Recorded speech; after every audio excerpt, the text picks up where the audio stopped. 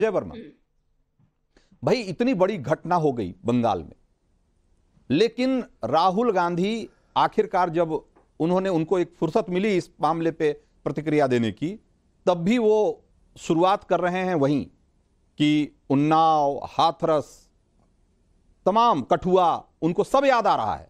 सबसे आखिर में उनको बंगाल की याद आ रही। ममता बनर्जी, उनकी मतलब इतना इतना डर, इतना खौफ, या इस तरह की राजनीति कि ममता बनर्जी का नाम तक नहीं ले पा रहे। ये भी नहीं कह पा रहे हैं कि भाई एक महिला मुख्यमंत्री होने के बावजूद अगर महिलाओं के खिलाफ लगातार इस तरह की घटनाएं हो रही है तो ये जिम्मेदारी तो तय होनी चाहिए ना। इतना भी नहीं कह पा रहे।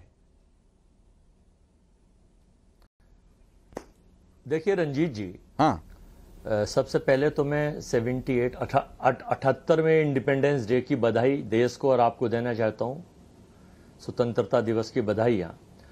और मैं ये चाहूंगा इस उम्मीद पर कि इस देश में इस तरह की कहीं भी घटना किसी स्टेट में हो वो बड़ी निंदनीय है और इस मानवता शर्मसार होती है। इसमें कोई डाउट नहीं है कि बेटी का दर्द जो होता है वो पूरे संसार में देखा जाता है। और इस संबंध में हमारे नेता राहुल गांधी जी ने ट्वीट किया और हमारे नेता ब्रजलाल खावरी जी, उत्तर प्रदेश के पूर्व अध्यक्ष, उन्होंने भी ट्वीट किया। ऐसा नहीं है कि कांग्रेस के लोग मतलब, लेकिन हमें दिक्कत जब आती है कि जब मणिपुर शर्मसार होता है और भारत की साख पूरे संसार में खत्म होती है तो देश के प्रधानमंत्री वहां आज तक नहीं गए, कुछ बोलते नहीं है। हम तुलनात्मक अध्ययन नहीं कर रहे। हमें शर्म जब आती है जब काशी को कलंकित करने का काम भाजपा के 3 IT सेल के लोग शर्मसार करते हैं, बलात्कार करते हैं, सामूहिक रेप करते हैं और 62 दिन तक वो मध्य प्रदेश में चुनाव प्रक्रिया में लगे रहते हैं, चुनाव जिताने में लगे रहते हैं। हम शर्मसार जब होते हैं जब ब्रजभूषण सिंह उन पहलवान बेटियों के साथ मॉलेस्टेशन और रेप के मूवमेंट आते हैं और उन बेटियों को दिल्ली में पीटा जाता है। बिल्कुल तो भाजपा के IT बिल्कुल होना चाहिए जय वर्मा, बिल्कुल होना चाहिए। हम सब शर्मसार होते हैं, हम सब शर्मसार होते हैं, लेकिन हमारा सवाल यह है कि आप सिर्फ तभी शर्मसार होते हैं जबकि इस तरह की कोई घटना बीजेपी राज्य में होती है, बीजेपी शासित राज्य में होती है। आप बिल्कुल शर्म नहीं आती आपको, जी नहीं, बिल्कुल रत्ती भर शर्म नहीं आती आपको जब ऐसी घटनाएं बंगाल में हो जाए, कर्नाटक में हो जाए या कहीं ऐसी जगह हो जाए जहां पर कि आपके सहयोगी की सरकार हो, आप बिल्कुल शर्म नहीं आती आपको। हमारा सवाल इस बात को, हमारा सवाल ये है कि इतना शर्म भी इतना सिलेक्टिवली क्यों आता है साहब आपको? वो प्रधानमंत्री जी का दत्तक पुत्र नहीं, अजय वर्मा सवाल ये है कि आपको शर्म भी इतना सिलेक्टिवली क्यों आता है महाराज? पब्लिक डोमेन में थे बलात्कार के। कर्नाटक की शर्मसार हुई, कर्नाटक की महिलाएं शर्मसार, आज तक न्याय नहीं मिल रहा है उनको। नहीं। और आप पंजाब बंगाल को मेरी भाई मैं कह रहा हूं आज जो मुद्दा है, आज उस मुद्दे पे बात करेंगे ना हम, कि नहीं करेंगे कि आज बात करने के लिए जरूरी है कि हम कठुआ, उन्नाव, हाथरस की बात करेंगे तभी आज की बात कर पाएंगे, वरना आज की बात करने का कोई मतलब नहीं है।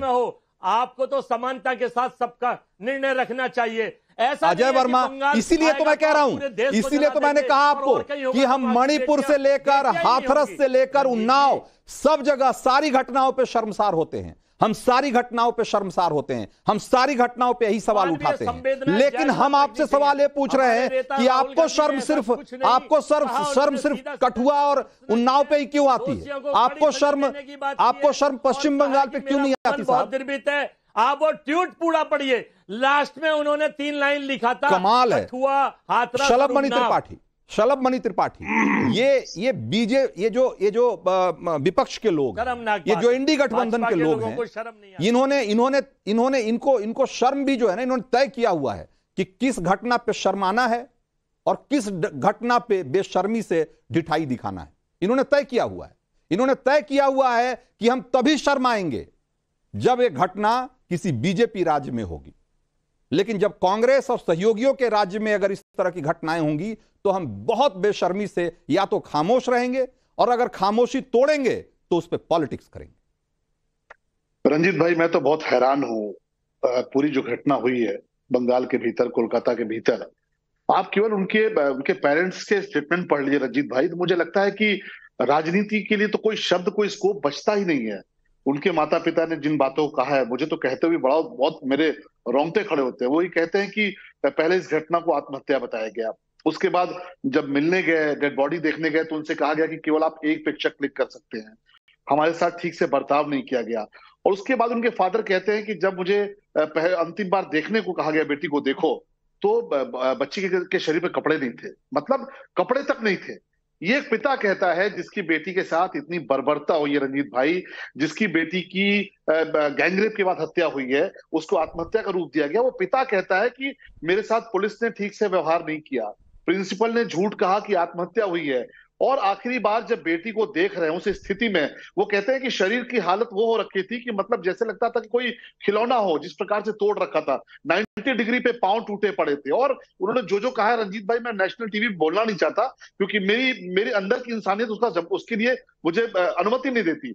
एक बेटी की डेड बॉडी पड़ी और उस पर कपड़े तक डालने की जिम्मेदारी बंगाल पुलिस ने अपनी नहीं निभाई, वहां के प्रशासन ने नहीं निभाई। मैं कहता हूं ठीक है अजय भाई, हाथरस जब हुआ, हाथरस पर बिल्कुल चर्चा होनी चाहिए, खूब आप गालियां दीजिए जब देनी हो। जब काशी हुआ, आपको खूब गालियां देने का हक है।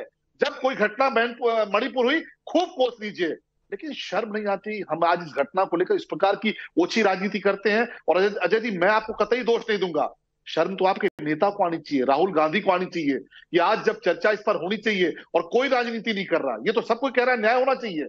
आज जब ये बात हो रही कि बंगाल की बेटी के साथ न्याय होना चाहिए, एक डॉक्टर सुरक्षित नहीं है, तो आपका नेता हाथरस की चर्चा करते हैं, उन्नाव की चर्चा करते हैं, पूरे मामले को डाइवर्ट करने की कोशिश करते हैं। इससे ज्यादा घिनौनी बात क्या हो सकती है रंजीत भाई? मैं तो हतप्रभ हूं। जो कुछ हुआ है आप उठाकर देखिए, पुलिस कहने तक को तैयार नहीं कि रेप हुआ, मतलब उनके पेरेंट्स कह रहे हैं, अभिभावक कह रहे हैं कि रेप हुआ। कोई भी अगर कहते हैं, एक अनपढ़ आदमी भी देखता है तो समझ जाता है क्या हुआ है। रंजीत भाई, आप तो पत्रकार हैं, सीनियर जर्नलिस्ट, हम लोगों ने भी पत्रकारिता की है। एक अनपढ़ आदमी भी देखता है, समझ जाता है क्या हुआ। लेकिन पुलिस ने धारा क्यों नहीं बढ़ाई? पुलिस ने रेप की धारा क्यों नहीं लगाई?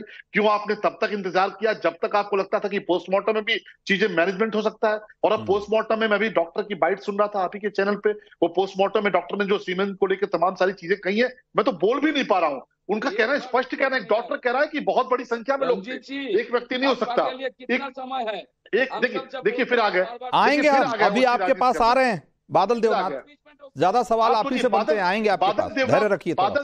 बादल देवनाथ जी को चिंता ये है कि कम्युनिस्ट पार्टी की जो कॉलेजेस है वहां पे धरना हो रहा है, हमारे कॉलेजेस में धरना नहीं। आपको धरने की चिंता है जब एक बेटी के लिए नहीं बोलने दीजिए, इंसाफ की चिंता नहीं है। बिल्कुल बिल्कुल। जरा आज हमारे साथ बहुत सारे मेहमान हैं, तो जरा जल्दी जल्दी करना पड़ेगा। हम जरा डॉक्टर राहुल भार्गव के पास जाएंगे। डॉक्टर राहुल भार्गव भाई, अस्पताल में डॉक्टर सुरक्षित नहीं है, ये बात तो है ही, लेकिन एक महिला मुख्यमंत्री के शासन में एक महिला के साथ इतनी बर्बरता हो जाती है और उसके बावजूद लोगों को सड़क पे उतर के इतना धरना प्रदर्शन, इतना आंदोलन करना पड़ता है, तब भी इंसाफ की उम्मीद नहीं जगती।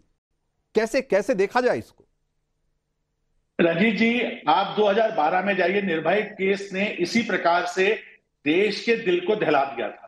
उसके बाद जो संशोधन हुए, उसके बाद जो चीजें पार्लियामेंट में बात की गई, क्या उसके बाद इस देश में रेप होने कम हो गए? 2020 में शायद एक समय था जहां पे 60 केसेस पर दिन आते थे, 2022 में 87 केसेस पर दिन आते हैं। वो महिला मुख्यमंत्री हो या नॉन महिला मुख्यमंत्री हो, ये वो बीजेपी कांग्रेस हो, बीजेपी सरकार हो या कांग्रेस सरकार हो, आज हम ये चर्चा ये करने नहीं बैठे कि वो टीएमसी की सरकार है, बीजेपी की सरकार है या कांग्रेस की सरकार है। मुद्दा इस बात का है कि देश में 2012 के बाद 78वें स्वतंत्रता दिवस पे क्या महिला सुरक्षित है? सवाल इस बात का है, क्या टीएमसी की एक भी महिला सांसद जो बड़ी बड़ी बातें करती है, उसने ये बात कही कि घिनौनी हरकत थी और हमें इसके लिए सख्त से सख्त कार्रवाई करनी चाहिए?